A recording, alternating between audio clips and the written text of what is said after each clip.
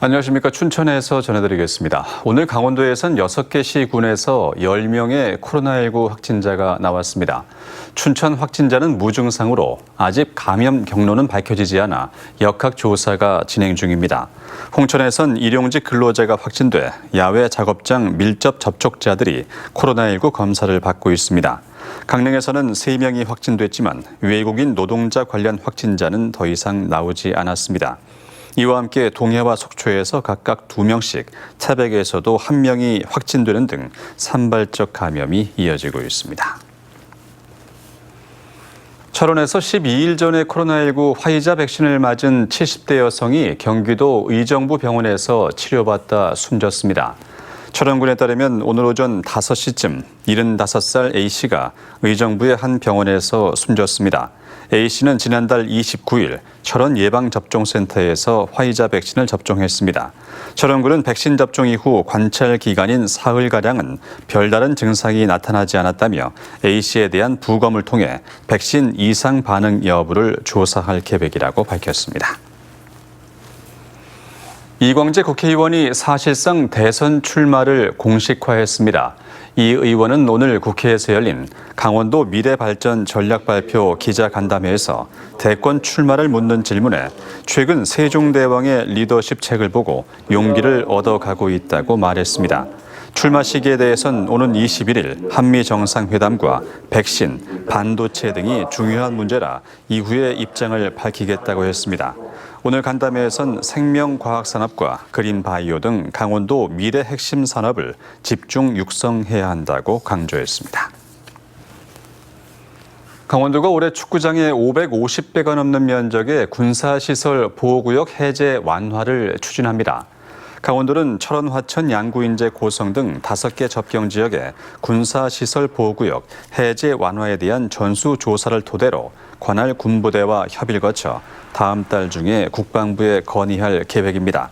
이와 함께 장기간 방치되는 군부대 유휴지를 성장 거점으로 활용하기 위한 방안도 모색 중이라고 밝혔습니다. 내일 강원국제전시 컨벤션 부지 매입안 심사를 앞두고 레고랜드 중단촉구 범시민대책위원회가 도의회에 예산 상정을 거부하라고 요구했습니다. 이들은 오늘 곽도영 도의장을 만나 강원도가 중도개발공사로부터 컨벤션 부지를 매각 금액의 3배 값을 주고 되사는 것은 수백억 원의 혈세 낭비라고 주장했습니다. 강원도는 4년 전 중도개발공사에 105억 원에 판 컨벤션 부지를 499억 원에 사들일 계획이지만 이는 레고랜드 개발에 따라 땅값이 올랐기 때문이라고 해명했습니다. 7월에 출시 예정인 강원도 농어촌 민박 통합 예약 시스템의 명칭이 일단 떠나로 결정됐습니다. 강원도는 중개 수수료가 3%로 전국에서 가장 낮고 광고비와 입점비가 없어 민박 사업자들이 기존 대형 숙박 플랫폼의 수수료와 광고비 부담을 덜게 된다고 밝혔습니다.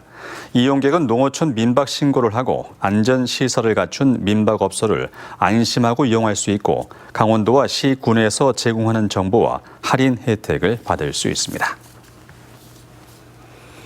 오늘부터 어린이 보호구역에 불법 주정차를 하면 일반 도로의 3배에 해당하는 과태료를 물어야 합니다. 경찰청에 따르면 오늘부터 개정된 도로교통법이 시행돼 승용차 기준 보호구역에서 주정차를 위반하면 과태료 12만 원을 내야 합니다. 주정차 위반은 월요일에서 금요일까지 오전 8시부터 오후 8시 사이에 적용됩니다. 춘천시가 임대료를 낮춘 건물주에 대한 재산세 감면 혜택을 올해도 계속 추진합니다. 춘천시에 따르면 소상공인에게 임대료를 석 달 이상 낮춰받은 건물 소유주는 건물에 대한 재산세를 최대 50만 원까지 감면받을 수 있습니다. 상반기 재산세 감면 신청 기간은 다음 달 30일까지입니다. 춘천시는 지난해 임대료를 인하한 건물주 502명에게 재산세 1억 6천만 원을 감면했습니다. 지금까지 춘천이었습니다.